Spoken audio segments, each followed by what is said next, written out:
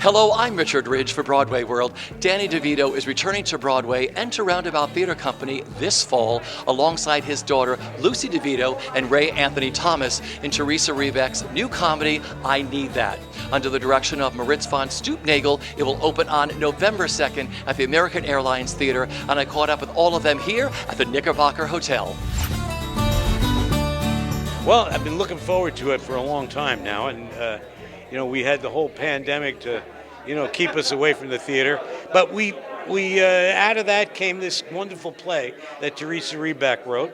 I Need That, and I'm really looking forward to being back at the Roundabout and at the American Airlines Theater, and I be with Lucy, and it's going to be fun. It's going to be great to be up there.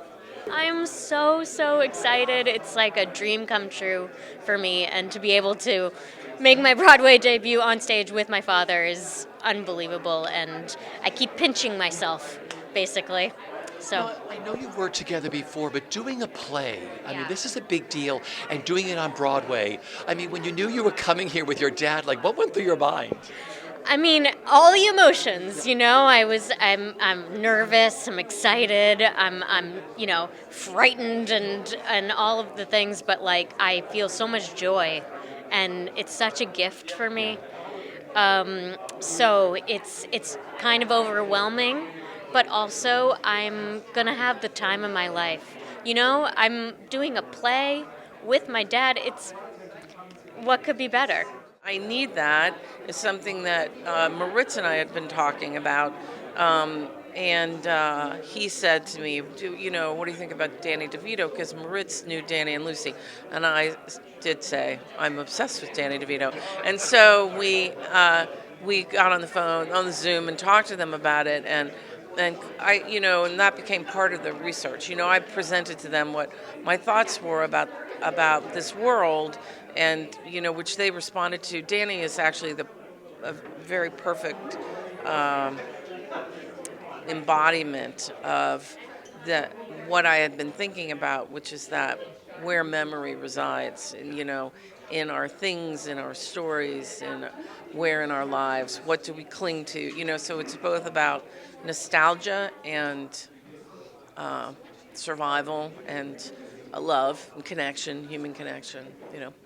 When you first read the play, what made you say, yes, I have to direct this? Well, there is something about the family, the father-daughter relationship in it together, and the chemistry that Lucy and Danny have is everything that you would want to see between a father and daughter. I mean, it's electric, the chemistry that they have. So to see them sort of navigate this fraught thing of like, actually, who is the parent or who is taking care of whom in this play is something I think a lot of us can relate to as our parents get older, of course. How do you describe the play, and what do you love about the man that you're going to play? Well, the thing, it's a dilemma that some people don't like to let go. They like their stuff. I like my stuff. I like to keep my stuff. I like to and I've accumulated a lot of stuff. And I have a wife and a kid, and it's been a life, and a life of stuff is in my house. And and I like to keep my lawn the way I like it. It's not like maybe some people might think it's an eyesore. But I don't think it's an eyesore. And so anyway, the surface of the play is all about, this dilemma that Lucy has to deal with the neighbors and with the fire department and with all the different things that are coming after me. And underneath it, there are a lot of layers about, things that you don't want to let go of for various reasons. So. I think everybody can relate to this to a certain extent with a family member, right? You wind up with, especially younger people wind up with older folks like me, and they've accumulated a lot of stuff, and and then if I leave the planet, if